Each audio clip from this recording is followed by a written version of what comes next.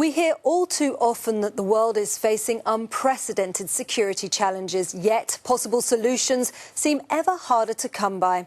As NATO heads off long-standing criticism that it's irrelevant, the organisation is gearing up for its summit in Warsaw to try and prove the opposite and come up with realistic and effective ways to tackle a myriad of varied crises. I'm joined by NATO Secretary-General Jens Stoltenberg, who's at the NATO headquarters in Brussels.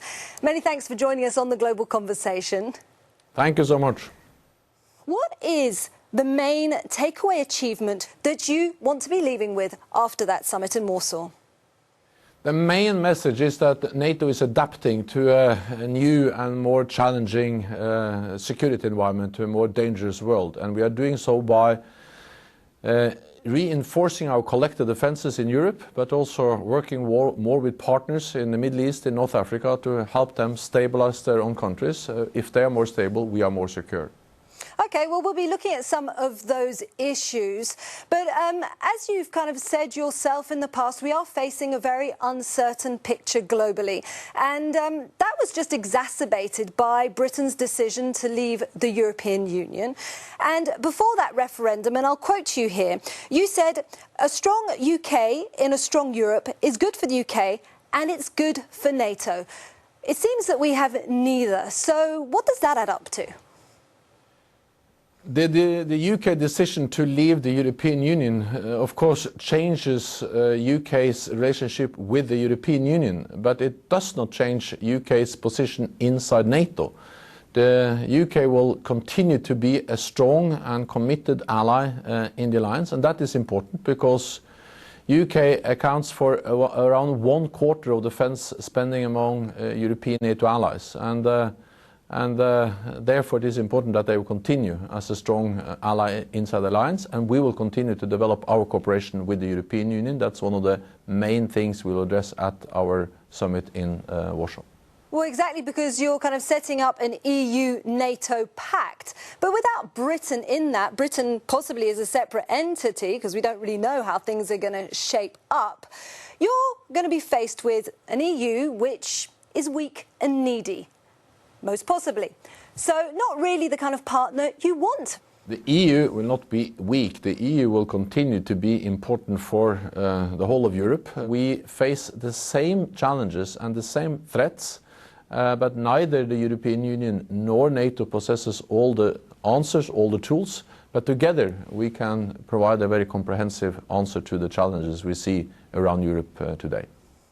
Well, one of the other top issues, obviously, when you're going to be meeting in Warsaw is Russia. NATO has enacted some of its biggest war gains ever in Poland, and you're hoping to send 4 battalions to NATO's eastern flank. But what message are you trying to send to Russia? And do you think Russia is necessarily daunted by that? Our message is that we are ready to defend all allies, and that an attack on one ally will be an attack on the whole alliance. And this is deterrence, this is defense, and this is also important for stability in Europe, that NATO continues to be strong when it comes to deterrence and defense. NATO does not seek confrontation. We don't want a new Cold War. We don't want a new arms race. So therefore, we continue to strive for more political dialogue with Russia to reduce tensions and to develop a better relationship. OK, well, you're saying you don't want to escalate confrontation, inflame tensions, but you're obviously aware that the German foreign minister saw it very differently. He accused you of warmongering, of sabre-rattling with this increased military activity. What do you say to that? All 28 NATO allies have agreed on the decisions we have made, both when it comes to strengthening our military presence in the eastern part of the alliance, more exercises. NATO is taking part in those exercises, and I welcome that. But also 28 allies have agreed on the importance of continuing to strive for more political dialogue cooperation with Russia. And Germany has been has been a lead nation on both tracks. And there is no contradiction between strong defense and dialogue. Actually, we need defense as a platform for engaging in political dialogue with Russia. And with so many resources now focused on Russia, does that mean that there'll be less, therefore, for the south, for example, the migration crisis? Will NATO be able to take a leading role on migration, or will you have to continue taking a back seat on that?